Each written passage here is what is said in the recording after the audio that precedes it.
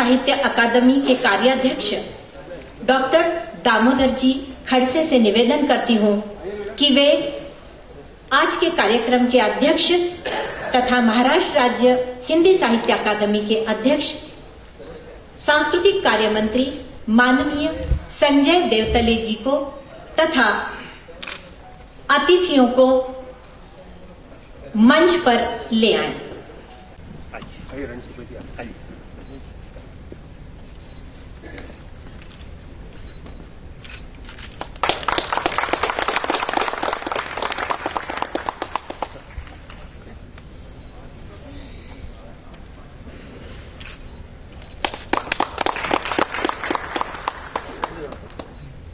Doctor मनोहर अभय को उनके कविता संग्रह 100 बातों की बात को संत नामदेव पुरस्कार प्रदान कर महाराष्ट्र राज्य हिंदी साहित्य अकादमी गौरव का अनुभव करती है।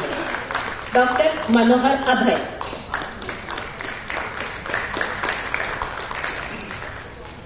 माता पिता ने तो मेरा नाम मनोहर लाल रखा। ब्राह्मण परिवार में पैदा हुआ तो शर्मा नाम लग गया उसके, तो लोग मनोहर लाल शर्मा कहने लगे। उसके बाद मैंने जब पीएचडी किया तो मुझे डॉक्टरेट की उपाधि मिली आगरा विश्वविद्यालय से, तो मेरे नाम के आगे डॉक्टर लग गया।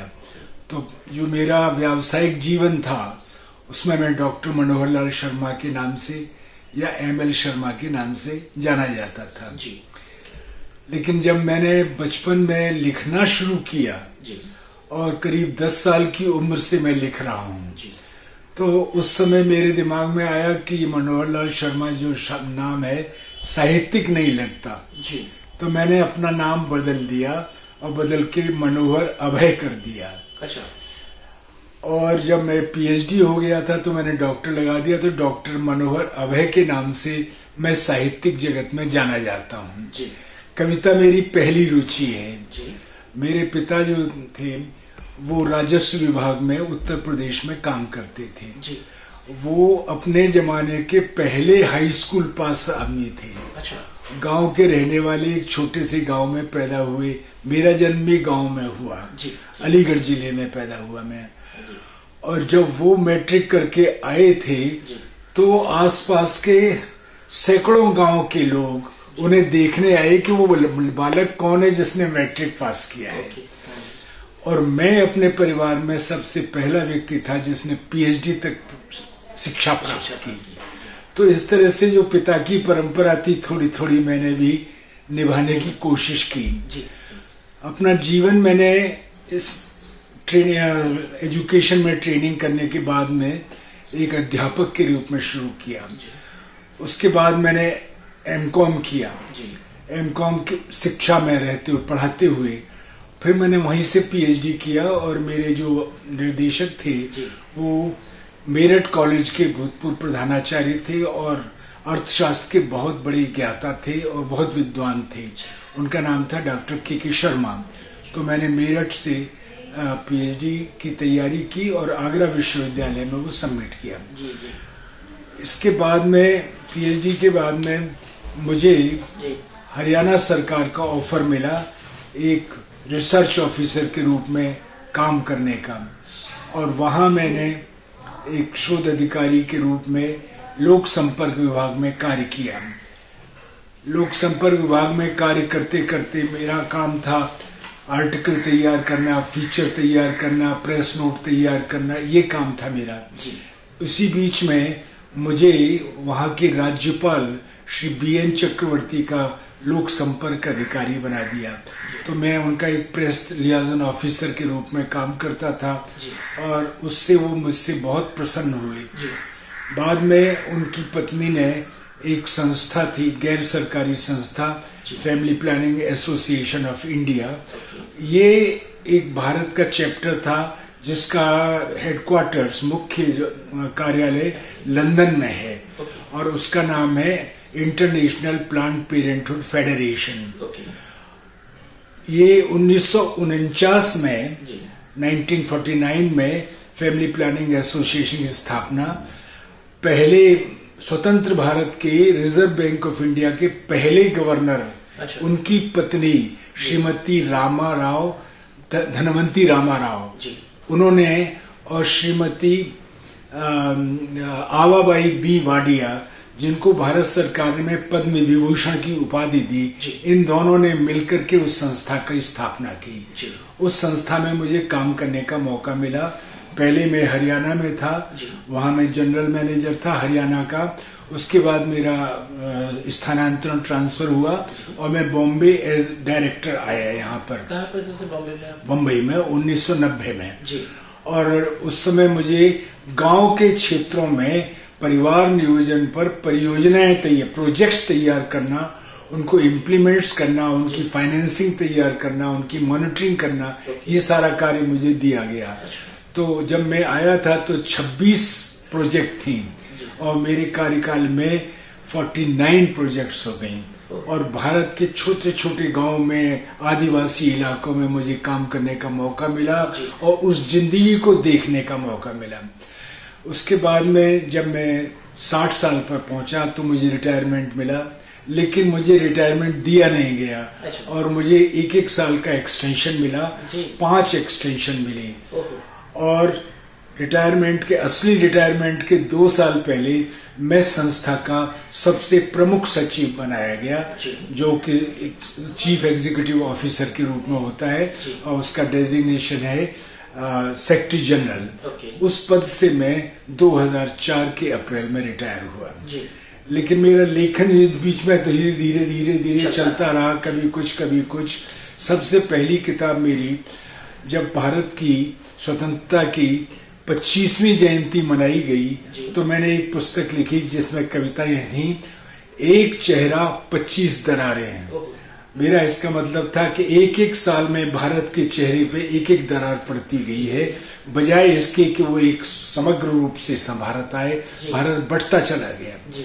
उसके बाद मैं पंजाब में जब रहा तो वहां पर आतंकवादियों का और वो जो चल रहा था दौर, उस बीच में मैंने एक किताब लिखी जिसका नाम था दहशत के बीच, कि हम लोग किस तरह दहशत के बीच में रह रहे और आज भी रह रहे हैं। आतंकवाद हमें अभी तक पीछा नहीं छोड़ रहा।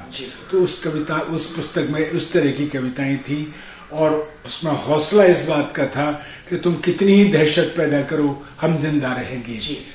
इसके बाद जब मैं यहाँ आया वो किताब भी छप गई, दहशत के बीच।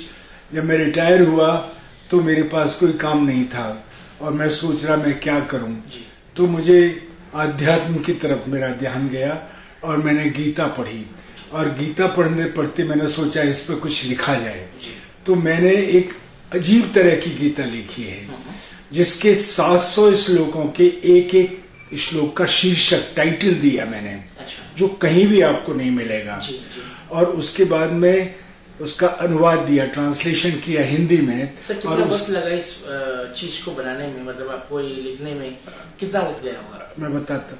और उसके बाद में मैंने टाइटल के बाद में अनुवाद किया और नीचे 2-3 लाइन में बहुत संक्षेप में ये बताया कि इससे मैसेज क्या है, इसमें संदेश क्या है, शिक्षा क्या मिलती है।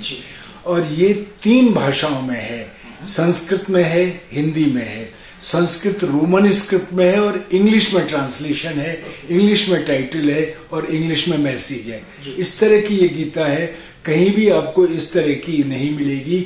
और वो 500 पृष्ठों की किताब दिल्ली के एक बहुत बड़े पब्लिशर ने छापी है। इसके बाद में मुझे लगा कि हम लोग कविता में जो है बहुत सी चीजें इंपोर्ट कर रहे हैं, विचार भी इंपोर्टेड हैं और उनके कहने की जो स्टाइल है वो भी इम्पोर्टेड है, बाहर से लिया, ब्लैंक वर्स से जैसे। तो ब्लैंक वर्स अमेरिका में बहुत चल रहा था तो यहाँ भी आ गया। और जो पुराने हमारे ये छंद थे उनमें लिखना बड़ा हीन माना जाता था, बड़ा कमजोर है ये आदमी, पिछड़ा हुआ है, बैकवर्ड है, इस तरह की। तो इस बीच में लेकिन क्या है कि अगर गजल कोई लिखता था तो उसको तो सम्मानित किया जाता था, उसको बड़ा माना जाता था। और अगर कोई और चीजें हिंदू पुरानी भारत की छंद को लेकर के, मीटर को लेकर लिखता था तो उसको कोई नहीं समझता था। इस बीच में डॉक्टर देवेंद्र शर्मा इंद्र जो गाजियाबाद में है, उन्होंने कहा कि हमको दोहा लिखना चाहिए। तो 2 लाइन का दोहा होता है, एक पहली लाइन, दूसरी लाइन। पहली लाइन के आधे हिस्से में 13 मात्राएं होती हैं। जी बंद कर, 13 मात्राएं होती हैं और अगले उसके हिस्से में 11 मात्राएं होती हैं। तो पहली लाइन में 24 मात्रा होती हैं जी और दूसरी लाइन में भी इसी तरह 13 और 11 होती हैं। जी। तो 24 मात्राएं, 24 दूनी 48। जी। 48 मात्राओं का एक छंद है ये। जी। और जो अपने में पूरा होता है, अच्छा। एक दूसरे से जुड़ा नहीं होता, अपने में पूरा है और किसी बात पर फोकस डालता है, दृष्टि डालता है। तो उस विधा को मैंने लिया, उस छंद को मैंने लिया और पहली बार जिंदगी में मैंने वो दोहे लिखे। लिखते लिखते लिखते लिखते करीब 700 से ऊपर दोहे हो गई। तो मैंने एक किताब छापी 100 बातों की बात, जी, जरा बता जिसका सकते हैं ये पुस्तक है। 100 बातों की एक बात।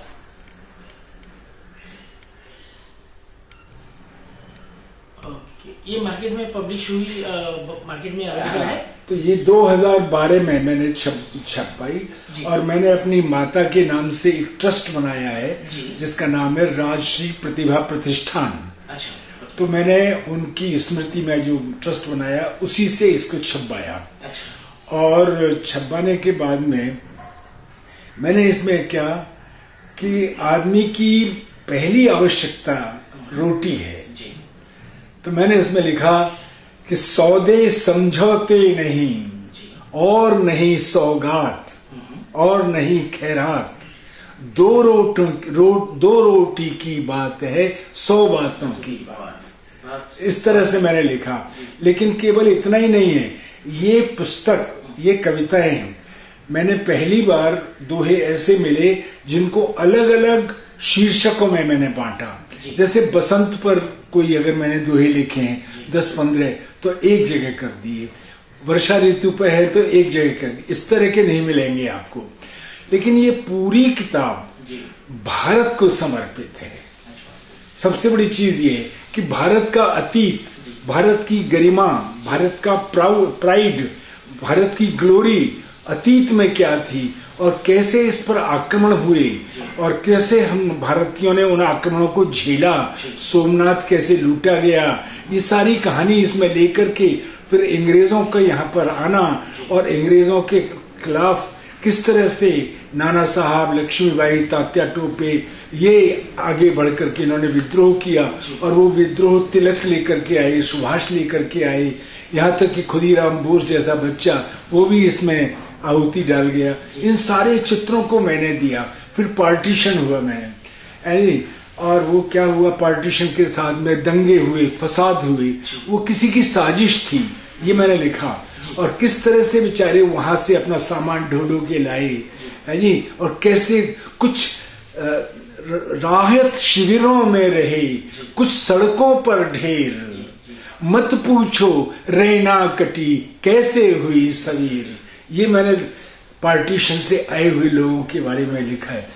लेकिन उसके बाद में हमने कहा कोई बात नहीं, नया सवेरा आया है और हम नए सवेरे का संकल्प लेकर के आगे बढ़ेंगे।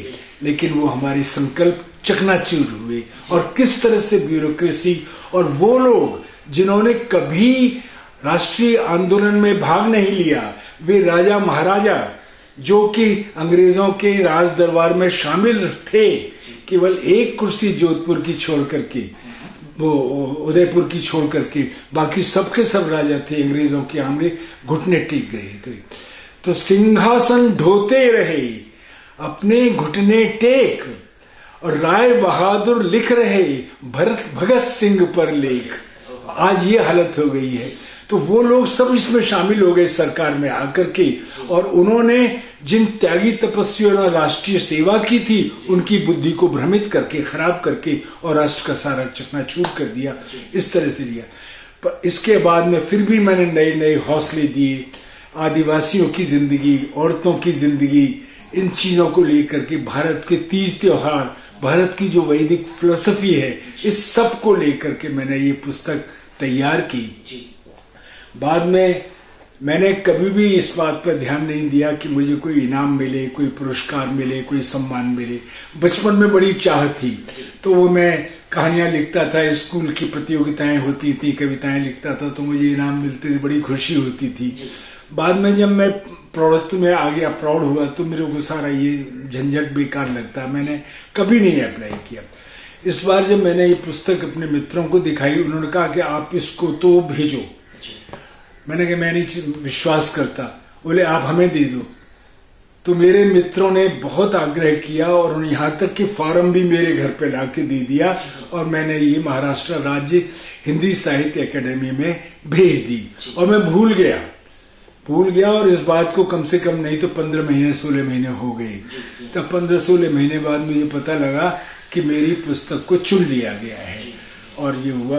और उसके बाद में मुझे आज ये पुरस्कार दिया गया और उसके लिए मैं महाराष्ट्र राज्य हिंदी साहित्य अकेडमी का बहुत आभारी हूँ। ये पुरस्कार मैं नहीं समझता कि मुझे मिला है, ये मेरे माता पिता को मिला है, ये मेरे हितैषियों को मिला है, ये मेरे गुरुजनों को मिला है, ये मेरे मित्रों को मिला है। और सबसे बड़ी चीज ये कि ये दोहे की पुनरावृत्ति को मिला है। दोहा जिसको लोग भूल गए थे, कभी कबीर ने दोहा लिखा, कभी रहीम ने लिखी। दोहा बहुत प्राचीन है, राजस्थान में लिखा जाता था दोहा। लेकिन अब आकर के जो नई पीढ़ी आई भारत की स्वतंत्रता के बाद, उन्होंने इन सब चीजों को नकार दिया और मुक्त छंद कविताएं को बड़ा वो दिया और प्रगतिशील कविताएं, फलानी कविता, इस तरह की बात चली। नए नए प्रयोग किए गए, कविता, अकविता, गीत, नवगीत, अगीत, इस तरह की बातें की गई। मैंने भी कुछ प्रयोग किए, ऐसे नहीं है कि मैं प्रयोगशील नहीं रहा। और मैंने हाइक्यू भी लिखे। हाइक्यू जापान की एक छोटी सी विधा है जिसमें पहले 5 शब्द होते हैं, फिर 7 शब्द होते हैं, फिर 5 शब्द होते हैं। इतने शब्द में एक छोटी सी बात कही जा सकती है। अरे तो छेड़ना मत पगनखे पहने तितलियों ने, बगनखे पहने तितलियों ने। अब ये देखिए, बात तो बड़ी छोटी है लेकिन इसमें क्या है कि महिला की सशक्तिकरण, एम्पावरमेंट की बात है कि महिलाओं को मत छेड़ना, चेतावनी दे रहा है लेखक। इन्होंने आज बगनखे पहन रखे हैं, संभल के रहना। तो ये हाइक्यू है ये। तो मैंने ऐसे हाइक्यू भी लिखे, एक दोहे भी लिखे, बहुत सी चीजें लिखी हैं। और अब मैं रिटायरमेंट के बाद में यही काम कर रहा हूँ और आप सबका स्नेह मुझे मिला हुआ है।